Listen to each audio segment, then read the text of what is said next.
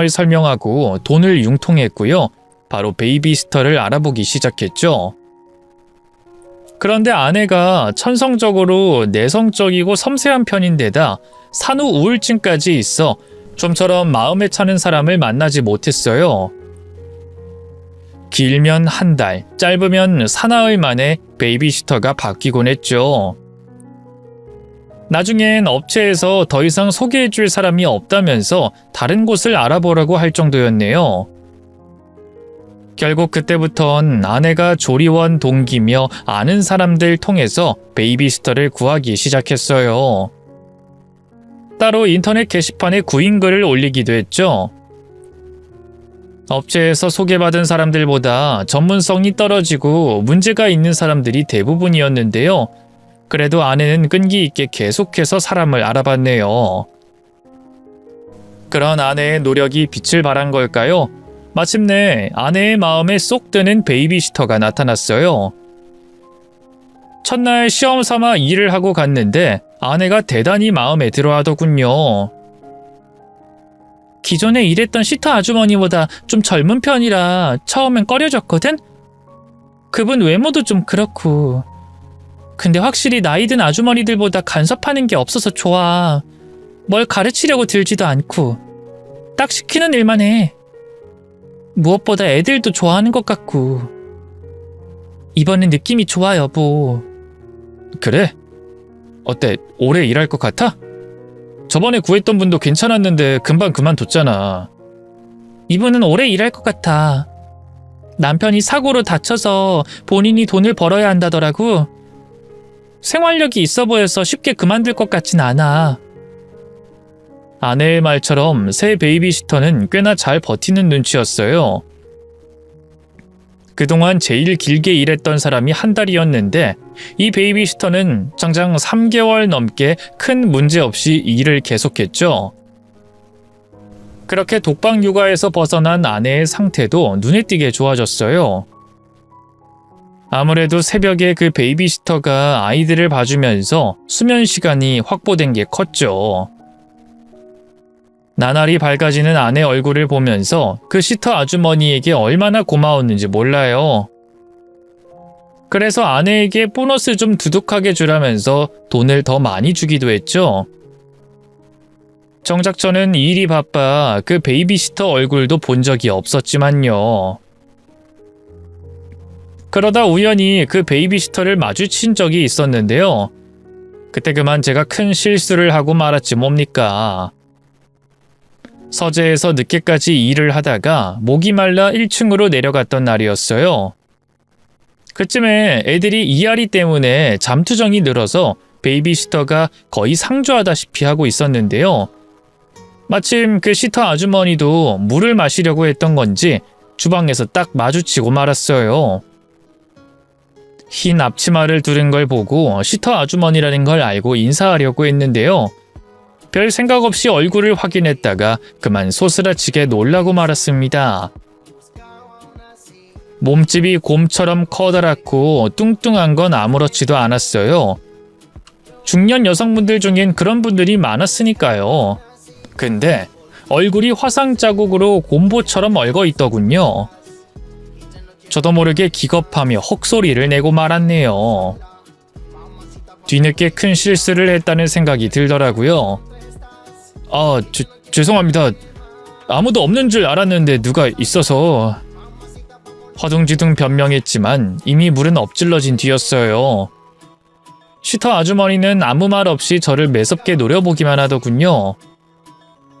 제가 자기 외모 때문에 놀라서 그랬다는 걸 눈치챈 게 분명했죠. 그러니까 아내가 고용한 베이비시터분 맞죠? 기분 상했다면 죄송합니다. 사과드릴게요. 됐습니다. 제 정중한 사과에도 베이비시터는 싸늘한 표정으로 돌아섰어요. 다음날 아무래도 마음에 걸려 아내에게 그 말을 털어놨죠. 아, 여사님 봤구나. 나도 처음엔 얼굴 보고 많이 놀랐는데 옛날에 집에 화재가 나면서 화상을 크게 입었다고 하더라고. 처음엔 나도 그러면 안 되지만 좀 찝찝했는데 그분이 아예 대놓고 얘기하더라고. 그런 걸로 편견 갖지 말고 일하는 것 봐달라고. 누구보다 애 돌보는 건 자신 있다고. 그래서 믿고 맡겼지 뭐. 당신도 알다시피 일을 얼마나 잘하셔. 그런 걸로 편견 가진 내가 부끄러울 정도라니까? 나도 지금 너무 창피해. 미리 알고 있었으면 좀 더 잘 대처할 수 있었을 텐데. 그러게, 내가 언제를 준다는 게 깜빡했네. 미안해. 아니야, 당신이 사과할 일이 아니지. 일단 시터 아주머니께는 내가 미안해 한다고 한 번 더 얘기해 주라. 걱정하지 마. 어제 일로 마음 상하셔서 일 그만두는 건 아니겠지? 아니면 애들한테 화풀이를 한다거나. 아무래도 시터 아주머니의 그 얼음장처럼 찬 눈빛이 마음에 걸리더라고요. 그러자 아내가 픽 웃더군요. 말도 안 되는 소리. 여사님 그런 분 아니야. 우리 쌍둥이들을 얼마나 성심성의껏 돌보시는데. 아무리 울어도 짜증 한 번 내는 걸 본 적이 없어. 어떨 땐 나보다도 더 애들 엄마 같다니까? 아내의 말에 그제야 안심이 좀 되더라고요. 확실히 그 뒤로도 시터 아주머니는 큰 문제 없이 일을 계속해 주셨죠. 그래서 저도 어쨌든 내 사과를 받아주긴 하셨구나 하고 마음을 놓았는데요. 그러던 어느 날이었어요. 평소처럼 일을 끝내고 집으로 돌아왔더니 아내 혼자 안방에서 자고 있더군요. 아이들은 시터 아주머니가 봐주시는 것 같았죠. 서류 좀 더 봐야 할 게 있어서 간단하게 저녁을 먹은 뒤 서재로 향했어요. 사업을 시작한 뒤로 거의 서재에서 자다시피 해 따로 간이 침대까지 마련돼 있었죠. 바로 책상에 앉아 일을 시작했고요. 자정이 돼서야 어느 정도 마무리할 수 있었습니다. 잠자리에 들기 전 1층으로 내려갔어요. 아내가 잠기가 밝아서 안방에 갈 생각은 없었고요. 자기 전에 아이들 얼굴이나 한번 보고 싶었거든요. 똑똑 노크하고 문을 여니 아이들을 보고 있던 시터 아주머니가 화들짝 놀라 일어서더군요. 아이, 괜찮아요. 그냥 앉아 계세요. 잠깐 애들 얼굴 좀 보려고 온 거예요. 그 말에 시터 아주머니가 다시 자리에 앉았어요. 전 아주머니를 뒤로하고 침대에 누워 잠들어 있는 아이들의 얼굴을 확인했어요. 막 울다 지쳐 잠들었는지 눈가에 눈물 자국이 있더군요. 애들이 잠든 지 얼마 안 됐나 봐요? 네, 계속 울고 보채다가 조금 전에 잠들었어요. 아마 한두 시간 뒤에 또 깰 거예요. 저희 애들 때문에 잠도 제대로 못 주무시고 많이 힘드시죠? 괜찮아요. 이게 제 일인걸요 뭐. 시터 아주머니는 확실히 뱉는 말 한마디 한마디가 프로다웠어요. 하지만 왠지 모르게 뭔가 찜찜하더군요. 사람이 온기라곤 조금도 느껴지지 않고 기계 같다고나 할까요? 혹은 푸른 피가 도는 파충류 같기도 했고요. 저를 기묘한 눈으로 쳐다만 보는데 너무 기분이 나쁘더라고요. 찜찜한 기분에 인사를 하고 밖으로 나오려는데 갑자기 시터 아주머니가 제게 말을 걸었어요. 사장님은 행복하시겠어요? 여우처럼 예쁜 마누라에 토끼 같은 자식들까지. 네? 네, 뭐 행복합니다. 그럼 과거를 후회해 본 적도 한 번도 없겠네요? 후회요? 글쎄요. 뭐 살면서 후회를 안 하는 사람이 있을까 싶긴 합니다만 뭐 후회한다고 해서 뭔가 달라지는 것도 아니고 현재를 더 열심히 살려고 하는 편이죠. 승리자의 관점에서 말씀하시네요. 네? 승리자요? 지금 인생이 잘 풀렸으니까 그렇게 말씀하실 수 있는 거예요. 억울한 일 당해보신 적 없죠? 사람은요, 과거에 억울한 일을 당하면 그 뒤로 정상적인 삶을 사는 게 완전히 불가능해요. 계속 그 과거에 얽매여서 현재를 저주하기만 되죠. 네. 뭐 그렇게 생각하실 수도 있죠. 시터 아주머니의 뜬금없는 말에 뭐라고 대꾸해야 할지 모르겠더라고요. 그래서 그냥 이만 올라가 보겠다고 하고 그 자리를 벗어났네요. 그리고 다시 서재로 돌아와 간이 침대에 누워 잠을 청했죠. 문득 눈을 뜬 건 기이한 감각 때문이었어요. 분명 난방을 충분히 했는데도 왠지 모르게 온몸이 서늘했고요. 자꾸만 오한이 들더군요. 보일러 온도를 좀 더 올리려고 막 몸을 일으킨 순간이었어요. 어둠 속에서 저를 노려보고 있는 한 쌍의 눈동자와 그대로 눈이 마주쳤습니다. 너무 놀라서 고함을 지르며 그대로 바닥에 주저앉았어요. 귀신인가 싶었는데 자세히 보니 시터 아주머니더군요. 아유, 아주머니, 서재엔 갑자기 왜? 애들한테 무슨 일이 있나요? 가까스로 놀란 가슴을 추스르고 물었어요. 하지만 시터 아주머니는 아무 대답도 없이 정승처럼 우두커니 서 있기만 하더군요. 아주머니? 왜 그러세요? 괜찮으신 거죠? 바로 그때였어요. 잠자코 있던 시터 아주머니가 갑자기 제게 달려드는 게 아니겠어요. 죽어라 이 개같은 자식아! 하늘을 대신해서 널 지옥불에 떨어뜨려 줄 테니! 아주머니! 갑자기 왜 이러세요? 됐고 죽으라고! 미처 피하기도 전에 시어머니가 제 멱살을 잡았어요. 그리고는 그대로 뒤로 넘어뜨려 목을 조르기 시작했죠. 여자지만 어찌나 힘이 센지 순식간에 숨이 콱 막히면서 눈앞이 뿌얘지더라고요. 아주머니, 제발 이 손 좀 놔주세요. 가까스로 목소리를 쥐어짜내 애원했어요. 하지만 아주머니는 들은 채도 하지 않더군요. 나한테 지은 죽을 죄 죽음으로 갚아! 그게 아니고선 도저히 용서가 안 되니까! 대체 그게 무슨... 죽으란 말이야! 아주머니는 계속 죽으라고 소리치면서 한층 더 강하게 제 목을 졸랐어요. 도대체 이게 무슨 일인가 너무 혼란스러웠죠. 그 사이에도 산소가 차단된 뇌는 차츰차츰 힘을 잃어갔고요. 시야가 어두워지면서 온몸에 힘이 쭉 빠졌네요. 꼼짝없이 이대로 죽는구나 싶었어요. 어쩌면 그때 잠깐 삶을 포기했던 건지도 모르겠네요. 그때 문득 아내와 아이들의 얼굴이 주마등처럼 눈앞을 스쳐 지나갔어요. 아직 젊은 아내와 피덩이 같은 아이들을 두고 차마 죽을 순 없겠더라고요. 가족들에겐 아직 제가 필요했죠. 정신이 번쩍 들어 시터 아주머니의 팔을 붙잡고 있던 손에 힘을 줬어요. 그리고 그대로 손톱을 세워 시터 아주머니의 살갗을 긁어버렸죠. 시터 아주머니가 날카로운 비명을 질렀고요. 일순 목을 조르던 힘이 약해졌어요.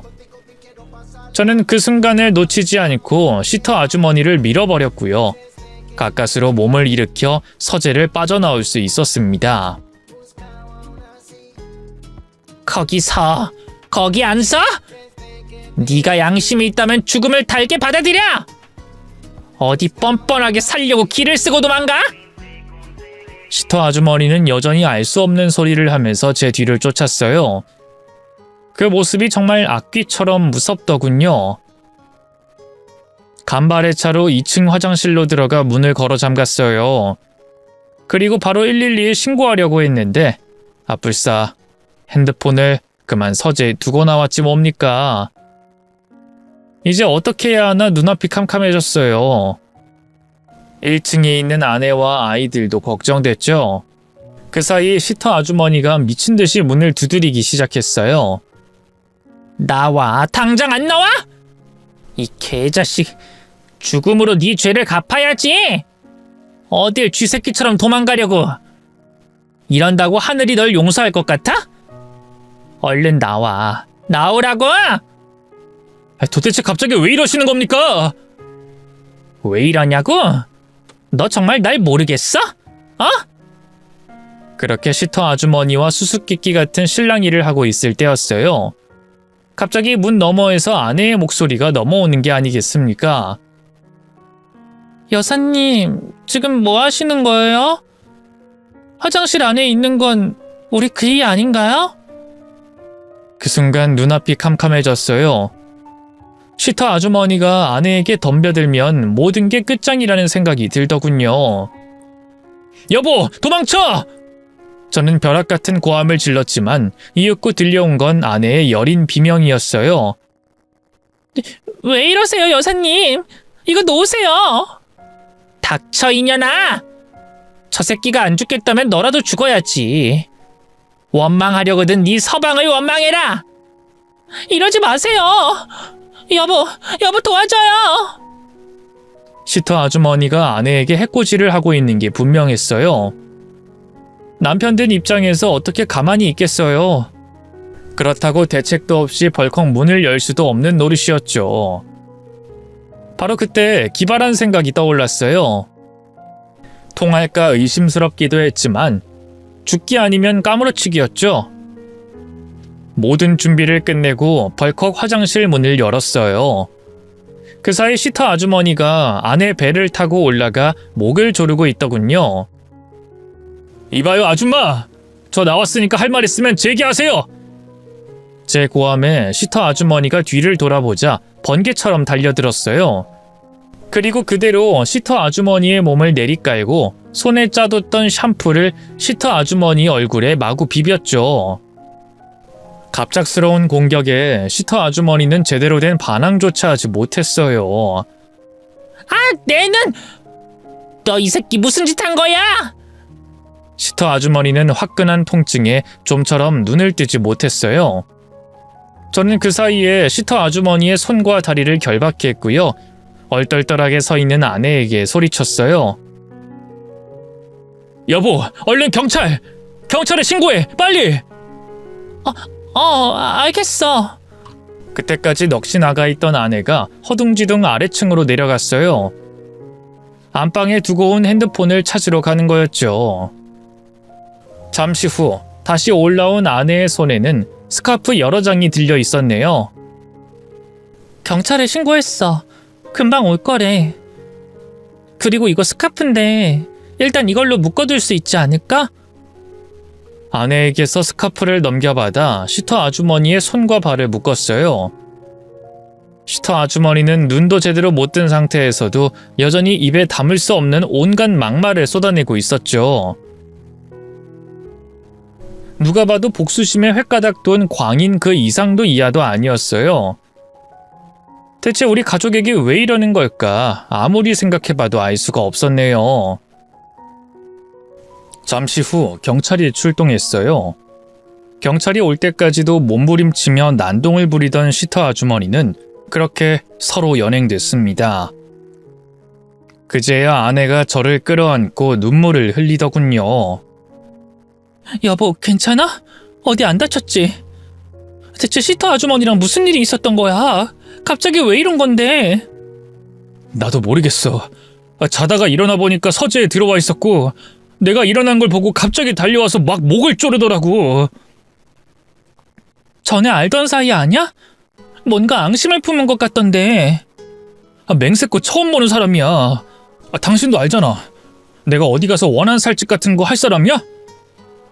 하긴 당신이 그럴 사람은 아니지.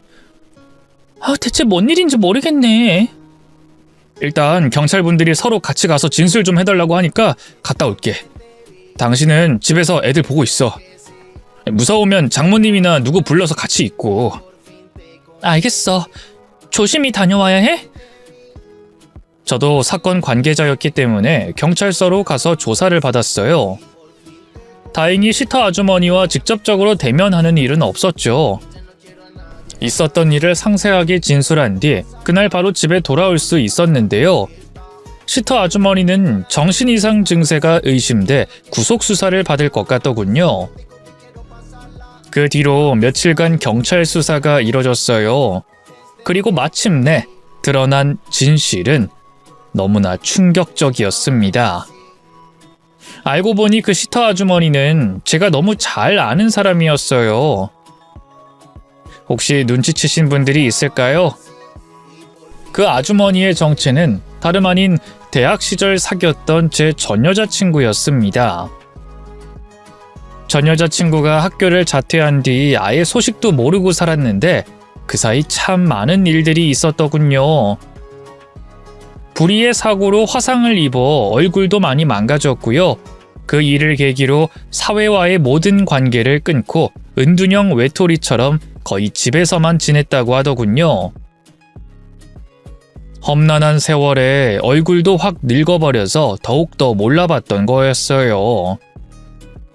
그런 전 여자친구의 과거가 안타까운 건 둘째치고 피해자인 제 입장에선 이해가 되지 않았어요. 다른 남자와 눈이 맞아서 헤어지자고 한 건 본인이면서 왜 제게 앙심을 품은 건지, 대체 제가 무슨 죽을 죄를 지었다는 건지 알 수가 없었죠. 그래서 아내의 만류에도 불구하고 전 여자친구와 대면했어요. 물론 안전을 위해 경찰들이 지켜보는 상태에서 대화를 나눴습니다. 전 여자친구는 저를 보자마자 두 눈이 뻘개지면서 또 흥분하더라고요. 박상중 이 개자식! 네가 감히 나를 감옥에 집어넣어? 네가 자초한 일이잖아. 대체 나한테 왜 그런 짓을 한 거야? 하마터면 진짜 죽을 뻔했다고. 몰라서 물어? 너 때문에 내 인생이 완전히 망가졌는데 그럼 너 혼자 행복하게 살려고 했어? 뭐? 나 때문에 네 인생이 망가졌다고? 그래! 애초에 너만 아니었으면 난 학교 잘 다니다 졸업하고 평범하게 살았을 거야. 근데 네가 나 바람났다고 소문내는 바람에 결국 학교도 그만뒀고 그 일로 서민철한테도 버림받았어. 그때 이미 서민철 그 새끼 애를 뵌 상태였는데 결국 지울 수밖에 없었다고. 내가 소문낸 게 아니야. 학교에 워낙 눈이 많다 보니까 말이 계속 돌고 돌아서. 아니 애초에 네가 바람을 안 피웠으면 될 일이었잖아. 닥쳐! 바람 피운 거 뭐 그리 잘못했지. 하지만 그게 인생을 통째로 망가뜨릴 정도로 중죄는 아니잖아. 학교만 멀쩡히 잘 다녔어도 지금쯤 이 모양 이 꼴로 안 살고 있을 텐데. 모든 게 다 너 때문이야. 근데 넌 날 알아보지도 못하더라? 알아보지도 못하고 더럽고 끔찍한 문둥병 환자 보듯이 하는데 그때 널 죽여야겠다고 결심했어. 그럼 의도적으로 접근한 게 아니란 말이야? 아니, 의도적으로 접근한 거 맞아.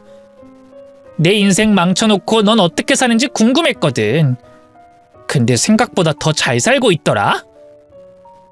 넌 아주 인생이 살만하지? 재밌지? 사업도 승승장구하겠다. 여우 같은 마누라에 토끼 같은 자식들도 있겠다. 두고 봐. 아직 끝이 아니니까. 너도 나처럼 파멸시킬 거야. 고통 속에서 몸부림치게 해줄 거라고. 대화를 나눠보니 알겠더군요. 전 여자친구는 제정신이 아니었어요.